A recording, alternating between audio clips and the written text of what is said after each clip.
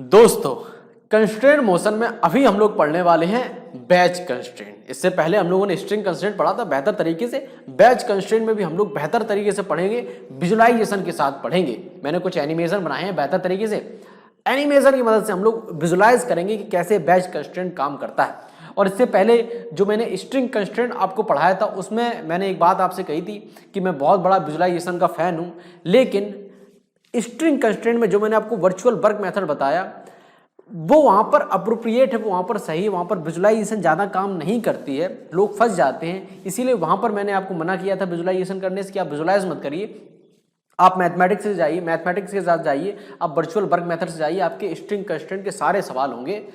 तो अभी मैं आपसे कह रहा हूं कि भाई साहब हम लोग बैच कंस्ट्रेंट में विजुलाइजेशन करेंगे। यहां पर विजुलाइजेशन का गेम है, मजा आएगा दोस्तों विजुलाइज करने में। स्ट्रिंग कंस्ट्रेंट में मैं मतलब मत करिएगा, परेशान हो जाएंगे आप, सवाल गलत कर जाएंगे, और सवाल गलत करना है बिल्कुल भी अच्छी बात नहीं होती दोस्तों। इसीलिए जो मैंने मेथड बताया वहां पर आपको इक्वेशन लिखना बताया, उस पर ही फोकस रखिएगा, सारे सवाल होंगे। खैर, बैच कंस्ट्रेंट की तरफ बढ़ते हैं। जैसा कि आपको पता है कंस्ट्रेंट मोशन में दो प्रकार के हम लोग कंस्ट्रेंट पढ़ने वाले। स्ट्रिंग कंस्ट्रेंट में क्या होता है कि ब्लॉक्स होते हैं, स्ट्रिंग से कनेक्ट होते हैं। और बैच कंस्ट्रेंट में क्या होता है कि बैच होते हैं एक दूसरे से कॉन्टैक्ट में होते हैं। जैसे ए ब्लॉक है, ये एम मास से कॉन्टैक्ट में है। कॉन्टैक्ट की कंडीशन में हम लोग बैच कंस्ट्रेंट को अप्लाई करते हैं। मान लीजिए कि अगर ये ब्लॉक है, ए ब्लॉक है, अगर 5 मीटर पर सेकंड से ऊपर की तरफ जा रहा है, इसकी वेलोसिटी 5 मीटर पर सेकंड वर्टिकली अपवर्ड है, तो एम मास की ये मजबूरी है, उसके पास ये कंस्ट्रेंट है कि एम मास के ब्लॉक को भी 5 मीटर पर सेकंड की वेलोसिटी से ऊपर की तरफ जाना ही पड़ेगा, वर्टिकल अपवर्ड डायरेक्शन में से मोशन करना ही पड़ेगा। क्या ये बात आपको समझ में आई? सिंपल सी बात है यार, सिंपल सी बात है।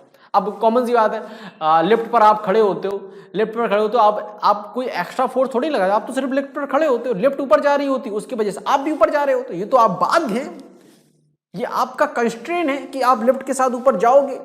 अब लिफ्ट में थोड़ा ना घुस जाओगे भाई, ये लिफ्ट तोड़ कर ना घुस जाओगे, आपको भी उतनी स्पीड से जाना पड़ेगा जितनी स्पीड से लिफ्ट चल रही है। क्या ये बात समझ में? बैच कंस्ट्रेंट का सिंपल सा मतलब है, सिंपल सी फील है। आगे बढ़ते हैं, सवालों समझने की कोशिश करते हैं, थोड़ा और कॉन्सेप्ट को रिफाइन कर लेते हैं कि कैसे डील करना है। तो जैसा कि मैंने बताया कि अगर दो बॉडी कांटेक्ट में है, दो बॉडी अगर कांटेक्ट में, तो उनके कॉमन नॉर्मल के अलोंग एक्सीलरेशन और वेलोसिटी हमेशा सेम होती है। जैसे कि मैंने बताया ये कॉमन नॉर्मल, पिछला जो सवाल था, पिछला जो सवाल मैंने लिया था, यहाँ पर ये कॉमन नॉर्मल है। सबसे पहले हम लोग क्या करेंगे, बैच कंस्ट्रेंट के सवालों में सबसे पहले हम लोग कॉमन नॉर्मल ढूंढेंगे। मेरा प्रोसेस बता रहा हूँ दोस्तों। सबसे पहले हम लोग कॉन्टैक्ट सरफेस ढूंढेंगे। जैसे हमें मिल गया तो ये देखो कॉन्टैक्ट सरफेस है, मैं थोड़ा जूम करके दिखा देता हूँ कि दोस्तों this is the contact surface. यहां पर एम और ए ब्लॉक यहां पर मिल रहा है, this is the contact surface. सबसे पहले हम लोग ढूंढेंगे कॉन्टैक्ट सरफेस। उसके बाद हम लोग क्या करेंगे, कॉमन नॉर्मल ड्रॉ करेंगे। और थ्योरम कहती है, ये ऑब्जर्वेशन कहती है कि कॉमन नॉर्मल के अलोंग इन दोनों ब्लॉक्स की वेलोसिटी और एक्सेलरेशन सेम होगी। इस कंडीशन में वेलोसिटी दी गई है ए की, तो इसकी भी वेलोसिटी इस कॉमन नॉर्मल के अलोंग सेम ही होगी। This is the whole concept. सबसे पहले क्या करना है, अगर हमें किसी का बैच कंस्ट्रेंट का इक्वेशन लिखना है या बैच कंस्ट्रेंट देखना है, तो उसका सीधा मतलब है कि हमें सबसे पहले दो ब्लॉक कॉन्टैक्ट में हैं, किस तरह से कॉन्टैक्ट में, उनका कॉन्टैक्ट सरफेस देखना है। कॉन्टैक्ट सरफेस के नॉर्मल के अलोंग हमें दोनों का एक्सीलरेशन या वेलोसिटी बराबर कर देना है, हमारा सवाल सॉल्व हो जाएगा। सिंपल सा कॉन्सेप्ट है। अब एक सवाल लेते हैं, ब्यूटीफुल सा, खूबसूरत सा, बेहतरीन सवाल हम लोग लेते हैं। मान लीजिए कि ये एक ब्लॉक है, ये येलो कलर का ए मान लेते हैं, इसे मैं मान लेता हूं बी। ठीक है दोस्तों, नीचे वाला ए, ऊपर वाला बी। अब सीन क्या है कि मैं थोड़ी नंबरिंग कर देता हूं, है ना। हाँ, ये जो ए ब्लॉक है ऊपर की तरफ जा रहा है 5 मीटर पर सेकंड से, ऊपर की तरफ ए है 5 मीटर पर सेकंड से वर्टिकली अपवर्ड डायरेक्शन में जा रहा है। और मैं एरो थोड़ा सही बना देता हूं, आपको ये ऊपर तो दिख नहीं रहा है भाई, तो मैं एरो थोड़ा सही बना देता हूं दोस्तों। ये देखो फिर से टेढ़ा बन गया, क्या हो गया, क्या होना चाहिए था, ये देखो। ठीक है, वर्टिकल अपवर्ड डायरेक्शन 5 मीटर पर सेकंड से ये जो रॉड्स की आपको दिखाई दे रही है, जो सरफेस आपको दिखाई दे रही है, जो प्लेन आपको दिखाई दे रहा है, वो 5 मीटर पर सेकंड से ऊपर की तरफ जा रहा है। और ये जो ब्लॉक है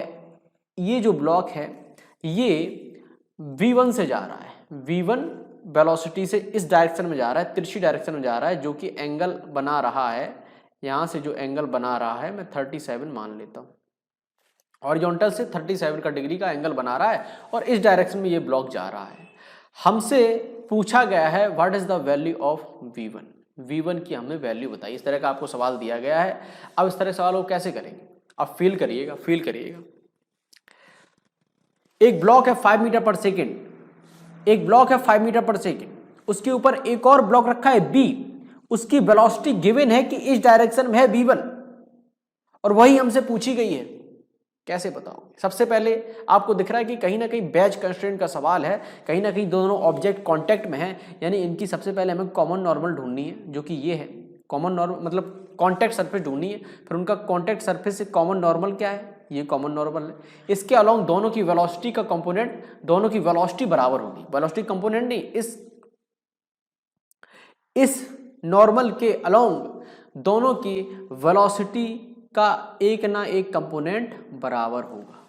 इज इट क्लियर? यानी दोनों की वेलोसिटी इस नॉर्मल के अलोंग बराबर होगी। तो इसकी वेलोसिटी डायरेक्शन तो हमें दी गई है एक ही 5 मीटर पर सेकेंड, ठीक है। तो इसकी क्या होगी, इसकी V1 की, मतलब इस ब्लॉक की इस डायरेक्शन में वेलोसिटी कितनी होगी, तो ये थीटा है, तो इस डायरेक्शन में इसकी वेलोसिटी होगी V1 sin 37। Is it clear? तो अब हमें कहा गया है कि नॉर्मल के अलोंग दोनों की वेलोसिटी क्या होंगी, सेम होंगी। तो अगर इसकी 5 है, इसकी V1 sin थीटा है, तो 5 बराबर V1 sin 37 और 5 इज इक्वल टू V1 3/5, तो V1 is equal to 25/3 metre पर सेकेंड, मीटर पर सेकेंड। ये हमारी किसकी वैल्यू आ गई, V की वैल्यू आ गई। इस तरह से इस सवाल को हम लोग सॉल्व करेंगे। लेकिन अभी आपको ये सवाल थोड़ा फील नहीं किया होगा, मैं थोड़ा फील कराने की कोशिश करता हूँ। बैच कंस्ट्रेंट मैंने तो सिंपल सा लगाया, सिंपल सा क्या कि सबसे पहले हम लोगों ने देखा कि कांटेक्ट कहाँ कर रहा है, तो कांटेक्ट सरफेस हमें मिल गई। फिर कांटेक्ट सरफेस के अलोंग हमने एक नॉर्मल ड्रॉ करा, उस नॉर्मल के अलोंग दोनों बैच की जो वेलोसिटी होगी या एक्सेलरेशन होगा वो सेम होगा। तो हमने देखा इसके अलोंग, इस नॉर्मल के अलोंग ए का तो हमें पता है कि 5 मीटर पर सेकेंड है, दिया गया है। लेकिन बी का हम लोग अगर बी का इस डायरेक्शन में कंपोनेंट कर लें तो उसका कंपोनेंट 5 मीटर पर सेकंड के बराबर होगा। तो हमने जब V1 का कंपोनेंट करा तो V1 sin 37 आया, तो V1 sin 37 हमने 5 मीटर पर सेकंड बराबर करा, हमारा V1 का वैल्यू आ गया। अच्छा, सिंपल सा काम किया। लेकिन आप विजुलाइज करते कि हो क्या रहा है, वास्तव में हो क्या रहा है कि ये देखो 5 मीटर पर सेकंड से ये ए ऊपर जा रहा है और ये ब्लॉक है इस डायरेक्शन में V1 वेलोसिटी से इस डायरेक्शन में भाग रहा है। फिर से देखो ये जो सरफेस है 5 मीटर पर सेकंड से ऊपर की तरफ जा रहा है और ब्लॉक की जो रेड कलर का ब्लॉक है इसका भी इस डायरेक्शन में वेलोसिटी 5 मीटर पर सेकंड ही है, क्योंकि इसका है कंस्ट्रेंट है, क्योंकि अगर ये 5 मीटर पर सेकंड से ऊपर जाएगा तो उसको भी जाना पड़ेगा। तो उसकी वर्टिकल, रेड वाले ब्लॉक की भी वर्टिकल डायरेक्शन में 5 मीटर पर सेकंड ही वेलोसिटी है, जो कि हमें फील्ड से दिख रहा है। लेकिन चूंकि ये ब्लॉक है इस डायरेक्शन में मूव कर रहा है तो उसकी वेलोसिटी इस डायरेक्शन में है, इस डायरेक्शन में वो कितनी है, V1 cos 37। इसीलिए ये जो ब्लॉक है इस पर स्लाइड भी कर रहा है और इसके साथ ऊपर भी जा रहा है, इसीलिए इसकी वेलोसिटी कुछ इस प्रकार से दिखाई दे रही है। इमेजिन कर पाए सवाल? देखो भाई, फिर से देखो, ये ब्लॉक का एक कंपोनेंट वर्टिकल डायरेक्शन में जो कि 5 मीटर पर सेकंड हम लोगों ने निकाला, लेकिन इसका एक कंपोनेंट इस डायरेक्शन में, क्योंकि वेलोसिटी हमें V1 37 डिग्री पर दी गई, इस डायरेक्शन में भी एक कंपोनेंट है V1 cos 37, इसी कारण ये स्लाइड कर रहा है किस पर, ए पर। तो इस प्रकार की हमें पिक्चर दिखाई दी। तो ये मैंने एनिमेशन बनाया क्योंकि आपको समझाने के लिए कि हमेशा जो कंपोनेंट लिया जाता है रियल वेक्टर का कंपोनेंट लिया जाता है, हमेशा रियल वेक्टर का कंपोनेंट लिया जाता है। रियल वेक्टर का क्या मतलब है, जिस डायरेक्शन में वास्तव में एक्सेलरेट कर रही होती है, वास्तव में वेलोसिटी होती है। तो इस ब्लॉक की वास्तव में वेलोसिटी किस डायरेक्शन, V1 डायरेक्शन में। शायद आपको फील नहीं आ रहा, मैंने अगला एनिमेशन बनाया है, मैं दिखाता हूँ इस ब्लॉक को कैसे आपको दिखाता हूँ, मैं फील कराता हूँ थोड़ा बहुत। जैसे ये ब्लॉक है, मैंने प्लेटफॉर्म हटा दिया, अब देखो ये ब्लॉक किस तरफ जा रहा है, इस डायरेक्शन में जा रहा है, और यही V1 हमें दिया गया था जो हॉरिजॉन्टल से 37 डिग्री था। ये ब्लॉक किस डायरेक्शन में जा रहा है, इस डायरेक्शन में जा रहा है।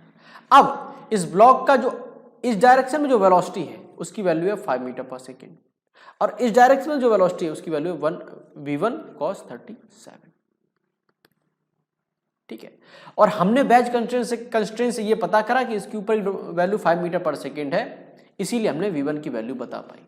तो ये है बैच कंस्ट्रेंट का काम। आपको आई होप आपको समझ में आया होगा। एक और सवाल लेते हैं तो और आपको अच्छे समझ में आएगा। ये एक सवाल है, ये आपके पास एक सवाल है और मैं इसका हाँ ठीक है। ये जो ब्लॉक है ये इसके एक्सलेट कर रहा है 4 मीटर पर सेकेंड स्क्वायर से, 4 मीटर पर सेकेंड स्क्वायर से इस तरफ एक्सलेट कर रहा है, राइट साइड में एक्सलेट कर रहा है, जैसा कि एनिमेशन में दिखा रहा हूँ मैं, एक्सलेट कर रहा है। तो जब ये राइट साइड में जाएगा येलो वाला ब्लॉक, तो स्वाभाविक सी बात है ये रॉड है नीचे आएगी, ये रॉड नीचे आएगी, तो रॉड का ही एक्सलेशन पूछ दिया गया कि भाई साहब रॉड का एक्सलेशन क्या होगा। तो रॉड का एक्सलेशन मैं मान लेता हूँ कि यहाँ पर A1 होगा। ठीक है, देखो सीधी सी बात, अगर येलो ऊपर जाएगा तो नीचे तो उसे आना ही पड़ेगा, नीचे स्लाइड करना पड़ेगा। वही पूछा गया कि इसका एक्सलेशन क्या होगा, बताओ भाई क्या होगा। सबसे पहले हम लोग वेज कंस्ट्रेंट देखेंगे। वेज कंस्ट्रेंट का सवाल है, कहीं ना कहीं कॉन्टैक्ट में है दो ब्लॉक, तो ये कॉन्टैक्ट सरफेस का, ये कॉन्टैक्ट है, ये कॉन्टैक्ट है, तो कॉन्टैक्ट का मैं एफबीडी बना लेता हूँ सबसे पहले किसका, रॉड का। तो रॉड का मैं कॉन्टैक्ट सरफेस ये रही, ठीक है। इसके अलोंग हमें एक्सेलेरेशन पता है कि इसका रियल एक्सेलेरेशन इस डायरेक्शन में, लेकिन इसका कॉमन नॉर्मल है, जो कॉन्टैक्ट सरफेस का कॉमन नॉर्मल उसके डायरेक्शन हमें एक लिखना पड़ेगा। क्या लिखना पड़ेगा, एक्सेलेरेशन का कंपोनेंट। तो इसको मैं एंगल ले देता हूँ थीटा। अगर ये थीटा है तो ये होगा, ये भी होगा थीटा, तो A1 cos theta, A1 cos theta, ये हम लोग कंपोनेंट कर लिया। अब लोग इसका बनाते हैं बैच का, इंक्लाइंड बैच का बनाते हैं हम लोग एफबीडी। तो ये कॉन्टैक्ट सरफेस है, इसका एक्सेलेरेशन इस डायरेक्शन में है, ए है, तो इसके नॉर्मल के अलोंग हमें एक कंपोनेंट करना है इसका। तो ये एंगल कितना होगा, ये एंगल कितना होगा, अगर ये थीटा है तो आई हो ये होगा 90 माइनस थीटा, तो 90 माइनस थीटा, और ये हो जाएगा तो साइन थीटा, ए साइन थीटा, ए साइन थीटा। अब कॉमन नॉर्मल की डायरेक्शन में दोनों का एक्सेलेरेशन बराबर होंगे, यानी कि A1 कॉस थीटा बराबर होगा ए साइन थीटा के। तो A1 कॉस थीटा होगा ए साइन थीटा के बराबर। तो A1 की वैल्यू आएगी जो हमसे पूछी गई है ए टेन थीटा, ए टेन थीटा। यहाँ पर वैल्यू पुट करेंगे, हमारा आंसर आ जाएगा दोस्तों। यहाँ ए की वैल्यू 4 है और थीटा की वैल्यू मैं 37 दे रहा हूँ। तो A1 is equal to 4 into 37 value 3/4, तो 4 से 4 cancel out. A1 is equal to 3 metre पर सेकेंड स्क्वायर, यानी ये ब्लॉक है 3 मीटर पर सेकेंड स्क्वायर से डाउनवर्ड डायरेक्शन में आ रहा होगा। इज इट क्लियर दोस्तों, इज इट क्लियर। हमेशा याद रखो, हमेशा एक प्रोसेस याद रखो कि बैच कंस्ट्रेंट कभी भी दिखाई दे तो हमेशा कॉमन सरफेस ढूंढ लो। जैसे ये कॉमन सरफेस मिल गई, अब कॉमन जब हम लोग कॉन्टैक्ट सरफेस ढूंढ ली, फिर उसके अलोंग कॉमन नॉर्मल ड्रॉ करो, कॉमन नॉर्मल ड्रॉ करो, फिर दोनों का कंपोनेंट वेलोसिटी और दोनों के एक्सेलेरेशन का कंपोनेंट आप इसी डायरेक्शन में दिखा दो, उनको बराबर कर दो। That's the whole concept. ठीक है दोस्त, समझ आया, मजे से समझ आया होगा। अच्छा एक सवाल और ले लेते हैं, प्यारा सा नन्हा सा छोटा सा सवाल है। ओके, सवाल क्या है, हाँ सवाल, हाँ अच्छा सवाल है, ये मैं ले लेता हूँ कि एक सरफेस बना लेता हूँ। ये शायद ऐसी भी दिया गया है, मैंने कहीं देखा है, मैंने ये पढ़ा था इसीलिए मैं आपको भी बता दे रहा हूँ। अच्छा सवाल है। अरे यार एनिमेशन ही बना लेता, कोई नहीं। 2 kg और ये एक पुली लगी हुई है, पुली से रोप कनेक्टेड है, रोप में एक और ब्लॉक कनेक्टेड है, इसका मास मैं 1 kg दे रहा हूँ। ठीक है, और ये जो रोप है यहाँ किसी एक चीज़ से कनेक्टेड है। ओके, हमसे पूछा गया है कि भाई साहब ये बताओ कि एक्सेलरेशन ऑफ ए, मतलब एक्सेलरेशन ऑफ 2 kg ब्लॉक बता दो और एक्सेलरेशन ऑफ 1 kg ब्लॉक बता दो। दोनों का एक्सेलरेशन आप हमें बता दीजिएगा और हो सके तो टेंशन भी बता दीजिएगा। तो हमसे ये सारी चीज़ें पूछी गई हैं। तो सबसे पहले हम लोग क्या करेंगे, सबसे पहले हम लोग देखेंगे टेंशन रिप्रेजेंट करेंगे। तो ये देखो टी लग रहा है यहाँ पर और इस ब्लॉक पर टी लग रहा है ऊपर की डायरेक्शन में। ठीक है, अच्छा सबसे पहले हम लोग 2 kg ब्लॉक का एफबीडी अगर इसमें बनाएं तो 2 kg ब्लॉक का अगर हम लोग एफबीडी बनाएंगे दोस्तों, ध्यान से देखिएगा। तो सबसे पहले इसमें mg लग रहा है 20 न्यूटन, फिर इसके ऊपर एक नॉर्मल कॉन्टैक्ट फोर्स लग रहा है n। ठीक है, फिर इस पर एक और नॉर्मल कॉन्टैक्ट फोर्स लग रहा है क्योंकि 1 kg से कॉन्टैक्ट में, तो ये एक और नॉर्मल कॉन्टैक्ट फोर्स लगा है जिसे मैं n1 दे देता हूँ। और इसके ऊपर एक टेंशन भी लग रहा है क्योंकि ये पुली से कनेक्टेड है और पुली ब्लॉक का हिस्सा है, तो ब्लॉक पर ही मान के चलेंगे कि ब्लॉक पर ही टेंशन लग रहा है। तो ये बन गया एफबीडी 2 kg ब्लॉक का। ठीक है, ऐसे ही हम लोग एफबीडी बनाते हैं 1 kg ब्लॉक का। 1 kg ब्लॉक का हम लोग एफबीडी बनाएंगे तो ऊपर लग रहा है टेंशन, कर दो भाई रिप्रेजेंट, नीचे लग रहा है 10 न्यूटन mg जो कि है, और यहाँ पर लग रहा है N1 एक reaction force, action reaction pair N1 और N1 ये है एक्शन रिएक्शन पेयर है, नॉर्मल कॉन्टैक्ट फोर्स लग रहा है। अच्छा, जैसा कि आपको पता है कि हमने इसे 2 kg ब्लॉक को A1 इस डायरेक्शन में जाता हुआ माना है, तो अब कॉमन सी बात है कि जो 2 kg ब्लॉक है 1 kg ब्लॉक के कांटेक्ट में है। अगर 2 kg ब्लॉक इस डायरेक्शन में A1 एक्सलेट करेगा तो 1 kg ब्लॉक वाया कंस्ट्रेन मजबूरी में इसे भी इस डायरेक्शन में A1 से एक्सलेट करना पड़ेगा। This is the constrain motion, batch constrain है। अगर अब ये 1 kg ब्लॉक 2 kg ब्लॉक में घुस तो नहीं जाएगा ना भाई, इसको इसके साथ ही चलना पड़ेगा। तो अगर 2 kg ब्लॉक A1 से एक्सलेट कर रहा है राइट डायरेक्शन में, तो 1 kg ब्लॉक को भी एक्सलेट करना पड़ेगा A1 एक्सलेशन से ही।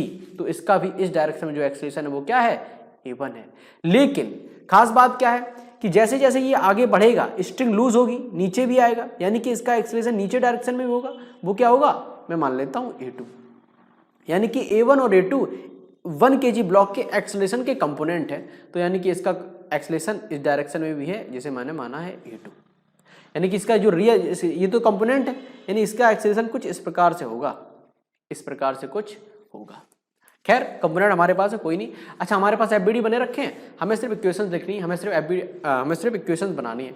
तो ये इस तरफ एक्सलेट कर रहा है, टोटल फोर्स कितना लग रहा है, T माइनस N1। T इस डायरेक्शन में, जिस डायरेक्शन एक्सलेशन, इसीलिए मैंने T को पॉजिटिव लिखा। अब अपोजिट डायरेक्शन में N1 है, नॉर्मल कॉन्टैक्ट फोर्स है, जो कि 1 kg ब्लॉक द्वारा लग रहा है, is equal to M into A 2 into A1, equation number 1। अच्छा जी, अब इस ब्लॉक पर आ जाओ, 1 kg ब्लॉक पर। सबसे पहले इस डायरेक्शन में देखो, राइट डायरेक्शन में A1 एक्सेलेरेशन है, फोर्स कौन सा लग रहा है, N1 के कारण एक्सेलेरेशन है, तो N1 is equal to 1 into A1, equation number 2। छोटी सी इक्वेशन, N की वैल्यू यहाँ रखो, T की वैल्यू यहीं से निकल आई A के फॉर्म में। अच्छा, अब ये नीचे की तरफ जा रहा है, तो नीचे की तरफ फोर्स कितना लग रहा है, 10 लग रहा है, ऊपर लग रहा है टेंशन M इंटू A, यानी 1 इंटू A2, इक्वेशन नंबर 3। अच्छा, वेरिएबल कितने हैं, A1 और टेंशन और नॉर्मल, हाँ 4 हैं वेरिएबल। इक्वेशन अभी 3 बनी है, यानी कि दोस्तों यहाँ से ध्यान देने वाली बात है कि 4 वेरिएबल्स हैं। वेरिएबल कौन से हैं, टेंशन है, हमें टेंशन भी नहीं पता, हमें N1 भी नहीं पता, ठीक है, हमें A1 भी नहीं पता, हमें A2 नहीं पता। 3 इक्वेशन तो निकल आई, एक और इक्वेशन अगर मिल जाए तो हमारा जो सवाल है, हमारा सवाल तुरंत सॉल्व हो जाएगा। तो हमेशा याद रखिएगा कि कभी भी एक इक्वेशन की कमी पड़े तो हमेशा कंस्ट्रेंट के पास जाइएगा, स्ट्रिंग कंस्ट्रेंट के पास जाइएगा, शायद वहाँ से एक इक्वेशन बन जाए, शायद वहाँ से कुछ भी निकल आए। तो एक स्ट्रिंग कंस्ट्रेंट भी बन रहा है, जैसे कि देखो ये ब्लॉक है, 2 kg ब्लॉक है, इस तरफ टेंशन T है, एक्सेल भी इसी डायरेक्शन में कर रहा है, तो T A1। अब ये ब्लॉक है, ठीक है, टेंशन जो स्ट्रिंग कंस्ट्रेंट सिर्फ स्ट्रिंग पर लगेगा, जिस डायरेक्शन में स्ट्रिंग फोर्स लग रहा है, जैसे कि ये है, तो टेंशन ऊपर की डायरेक्शन में और एक्सेलरेशन नीचे की डायरेक्शन में कर रहा है, तो minus T A2 is equal to 0, equation number 4। 4 variable हैं, 4 इक्वेशन बन गई हैं। क्या सॉल्व करना कठिन है दोस्तों, क्या सॉल्व करना सवाल को कठिन है? मैं कहा था बिल्कुल भी कठिन नहीं है। टेंशन भी निकल आएगा, नॉर्मल कॉन्टैक्ट फोर्स भी निकल आएगा, A1 भी निकल आएगा, A2 भी निकल आएगा। जब A1 A2 आपका निकल आए और आपसे पूछा जाए कि 1 kg ब्लॉक का एक्सेलरेशन क्या है और एक्सेलरेशन डायरेक्शन क्या है, तो क्या करोगे आप? सीधी सी बात है, I या J K में बता दीजिएगा, I J K में बता दीजिएगा, या मैग्नीट्यूड पूछा तो अंडर रूट करना, under root A1 square plus A2 square. सबसे पहले आप इन्हें सॉल्व करिएगा, आंसर निकालिएगा, फिर आप आगे चर्चा करेंगे। तो यही रहा भाई बैच कंस्ट्रेंट, आपको आई होप आपको समझ में आया होगा। अगले हम लोग पढ़ते हैं, मिक्स वाले सवाल पढ़ेंगे, बेहतरीन वाले खूबसूरत वाले सवाल हम लोग अगले वीडियो में पढ़ने वाले हैं, मज़ेदार वाले सवाल।